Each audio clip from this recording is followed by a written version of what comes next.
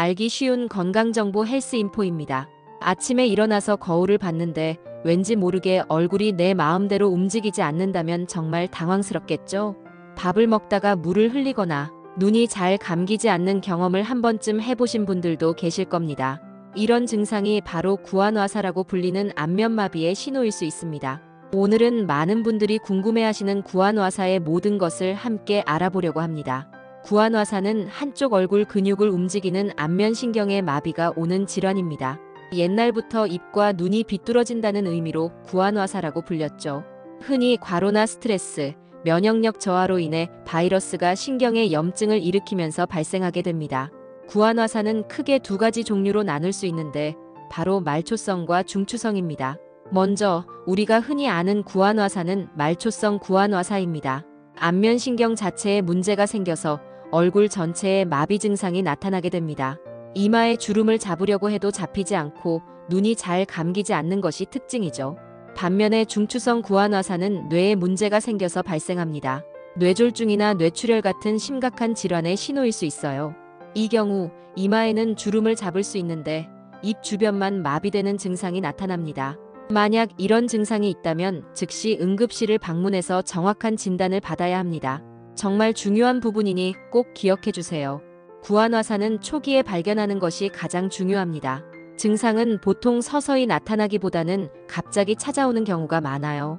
거울을 보면 평소와 똑같은 것 같은데 왠지 모르게 얼굴이 둔하고 뻣뻣한 느낌이 들거나 한쪽 눈이 잘 안 감겨서 눈물이 자꾸 흐르는 증상이 나타날 수 있습니다.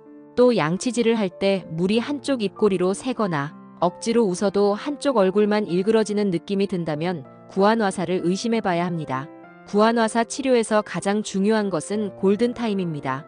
증상이 나타난 후 72시간 이내에 치료를 시작하는 것이 회복에 아주 큰 영향을 미칩니다. 이 시기를 놓치지 않고 병원을 방문하는 것이 정말 중요해요. 치료 방법은 크게 약물 치료와 물리 치료, 그리고 한방 치료 등이 있습니다. 약물 치료는 염증을 가라앉히고 바이러스를 억제하는 약을 복용하는 것이고, 물리 치료는 전기 자극이나 온열 요법 등으로 마비된 근육을 풀어주는 방법입니다. 한 의원에서는 침, 뜸, 부항 등으로 기혈순환을 돕습니다. 치료와 함께 스스로 관리하는 것도 중요합니다. 온찜질을 자주 해주고 마사지를 통해 굳은 근육을 부드럽게 풀어주세요.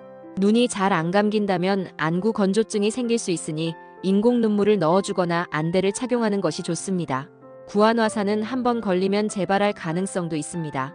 그래서 완치 후에도 꾸준한 관리가 중요한데요. 가장 중요한 것은 바로 면역력을 관리하는 것입니다. 충분한 수면을 취하고 스트레스를 잘 관리하며 규칙적이고 균형 잡힌 식사를 하는 것이 무엇보다 중요합니다. 특히 찬바람을 직접 쐬는 것은 좋지 않으니 주의해야 합니다.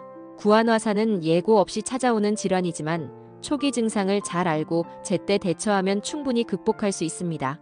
가장 중요한 것은 내 몸의 신호에 귀 기울이고 무리하지 않는 생활 습관을 가지는 것입니다.